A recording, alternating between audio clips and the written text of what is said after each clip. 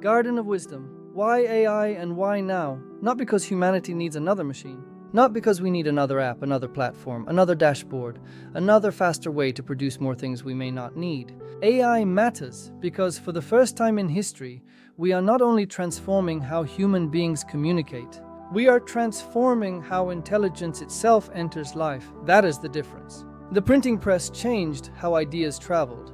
The telephone changed how voices traveled. Radio and television changed how stories traveled. The internet changed how everyone could publish, search, compare, perform, react, and connect. These were disruptive innovations in communication. But AI is different. AI is a disruptive innovation in intelligence. It does not only carry our messages, it helps write them. It does not only connect us to knowledge, it interprets it. It does not only show us choices, it recommends them. It does not only help us communicate, it begins to assist memory, judgment, emotion, education, work, love, creativity, identity, and even the way we understand ourselves. So the question is not, will AI make us less human? Everything we create becomes part of the human story. The deeper question is, will AI help us become more deeply connected or more deeply disconnected? Connected to ourselves, to each other, to nature, to memory, to meaning, connected to truth? That is the question I want to place in the room. Because we have already lived through one of the largest civilizational experiments in history. We connected the planet through the internet. But we did it without enough wisdom. We built a global nervous system before we built a global conscience. And now, just as we are beginning to understand the wound, something even more powerful is arriving. A new era of intelligence. Not only between human and human, around us, beside us, inside our institutions, classrooms, work, relationships, and decisions. And perhaps, soon, inside our bodies and nervous systems. So, AI is not just the next chapter of technology. It is a test of maturity. Let us be honest about the wound. The internet promised connection, and in many ways, it gave us miracles. A grandmother could see a grandchild across the ocean. A young person in a small country could learn from global teachers. A founder could reach the world from a bedroom. A voice once ignored could find community. That was real. But something else happened too. Connection became comparison. Attention became extraction. Expression became performance. Friendship became metrics. Dating became swiping. News became emotional targeting. Learning became skimming. And public life became reaction.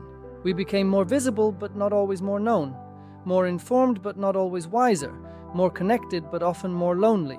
The WHO reported in 2025 that 1 in 6 people worldwide experience loneliness. Disconnection has become one of the great wounds of our time. UNESCO also emphasizes that mental health and learning are deeply connected, and that students need safe, respectful, connected environments to thrive. So we must say this clearly. We created technologies to connect humanity, and yet disconnection has become one of the great wounds of our time.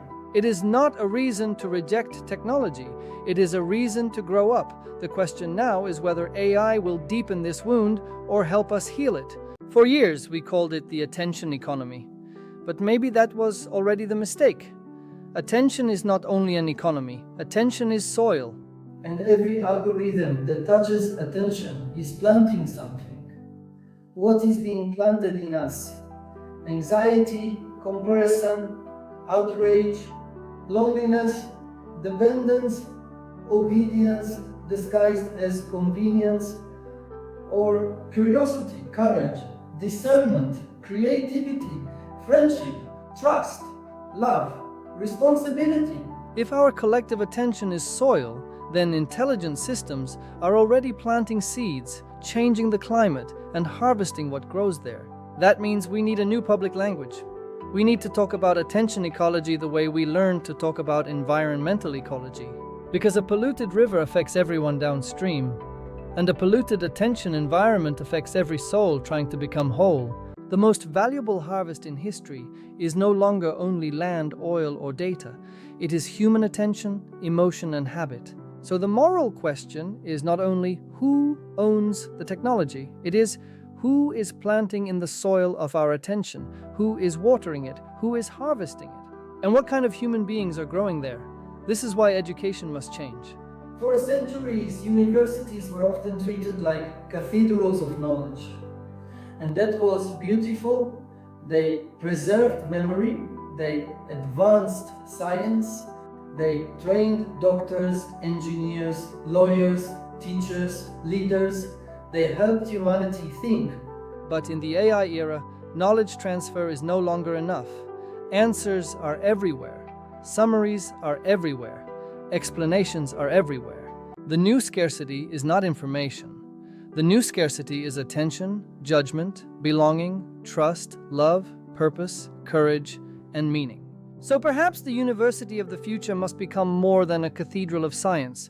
It must become a garden of wisdom, a community of consciousness, a place where young people do not only learn what to know, but how to become, how to form friendships, how to build trust, how to love with maturity, how to listen, how to disagree without dehumanizing, how to create meaningful work, how to become entrepreneurs, how to rest, how to play, how to use AI without surrendering judgment.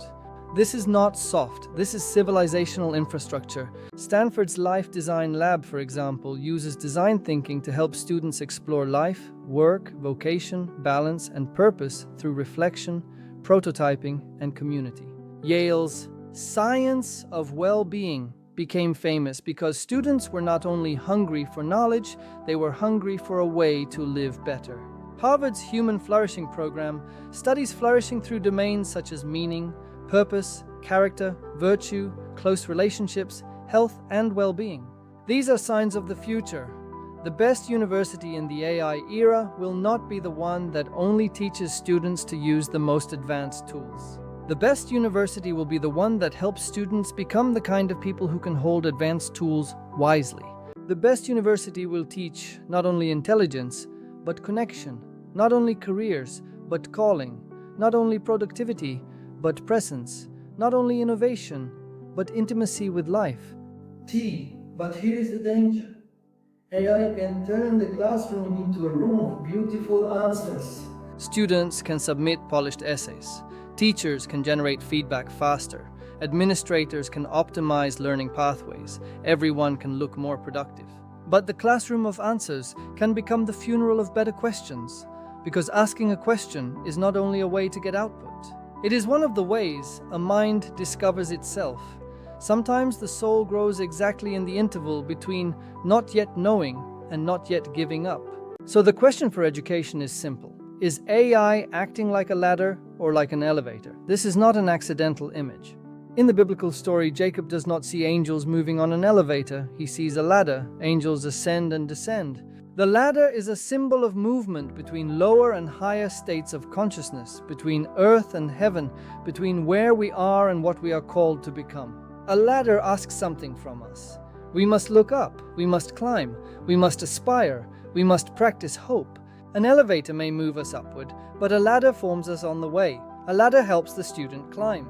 An elevator gets the student to the next floor without building the muscles of ascent. AI can be a ladder. It can help students challenge assumptions, compare perspectives, build businesses, write better, think better, and discover their own voice. But if used without wisdom, AI becomes an elevator to polished emptiness. Students may produce better work while becoming less formed. Education is the formation of attention, endurance, honesty, and judgment. Now let us talk about love, because this may be one of the deepest frontiers. The internet already changed relationships. Dating became searchable. Love became comparable. Now AI enters even deeper. First, relationships were mostly human to human. Then screens came between us. Now AI is moving into the intimate space, not just carrying our words, but imitating presence itself.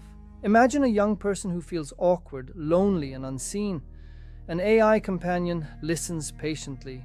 It never interrupts, it never misunderstands, it never has a bad day, it never asks for sacrifice, it never needs forgiveness. It never remains mysterious. That may bring comfort. We should not mock comfort. Loneliness is real. But we must ask, what happens if relationships become too convenient? Real love is not only responsiveness. Real love asks something from us. Real care inconveniences us. Real family life requires patience, forgiveness, responsibility, limits, sacrifice, and change. The Bible understood this deeply. Eden is a story about trust, boundaries, and consequence. Jacob's life is full of waiting, labor, deception, wrestling, forgiveness, and transformation. Biblical family is never just comfort. It is covenant. It is responsibility. It is becoming. So universities, schools, families, and communities must teach what the internet never taught well enough: how to connect, how to form friendship, how to build trust, how to love, how to forgive, how to create a family, how to remain human in a world of perfect simulations. This may sound strange to some people, but I believe relationship education may become one of the most important forms of AI safety, because if AI becomes more intimate, while humans become less relationally skilled, the danger is not only technological, it is civilizational. The same is true for work. Many people ask, will AI replace me? But there is a deeper question. Will AI help me discover what I am here to contribute? Entrepreneurship becomes a path of reconnection. What do I love? What am I good at? What does the world need? How can I earn a living while contributing to life? That is the Ikigai question. AI can help answer it, mapping skills, prototyping ideas, and building something meaningful. That is empowerment. But AI can also make people passive, always asking what to do next, consuming advice, never taking the risk of becoming. So the new mission of work is not only reskilling, it is resouling work. Helping people become creators, not only users, builders, not only consumers, entrepreneurs, not only employees waiting to be displaced. The best organization in the AI era will not be the one that simply automates the most jobs. The best organization will be the one that uses AI to release more human creativity, dignity, trust, and purpose. And we must talk about rest. If AI frees us from repetitive tasks, it can give us back something precious: time. Time for family, friendship, play, silence, nature, and prayer. Slow human practices. The faster the system, the more sacred the pause. Sabbath matters as civilizational design. Sabbath says, life is not only production, you're not only output. The world is not only material for optimization. Rest is part of wisdom. Limits are part of freedom. If AI gives us time, we must remember what time is for. Otherwise, speed will not liberate us. It will accelerate our emptiness. AI will give us more prediction. Markets, health, student behavior, conflict. But prediction is not wisdom. Prediction sees patterns. Wisdom sees consequences. Foresee and prepare. Foresight is stewardship. The highest intelligence knows what must not be reduced. A child is not just a variable. A student is not just a metric. A patient is not just a risk score. A soul is not a dashboard. Humility is protection against intelligent cruelty. AI must invite us to become wiser. Now let us ask a radical question.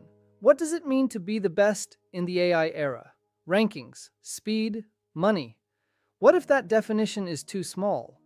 What if the best university helps students leave more whole? What if the best company makes people more dignified and alive? That is the shift from extraction to regeneration. Do not judge a system only by what it produces. Judge it by what it leaves behind in the field. Does it leave people more connected, more truthful, more courageous, more loving, more responsible? That is the garden test. Until now, disruptions changed communication. Now, we are changing intelligence. Intelligence without wisdom becomes amplification without direction. We must become gardeners, custodians, responsible ancestors. Design AI not only to answer faster, but to help us ask better and deepen life. Reconnect shared reality. strengthen real care.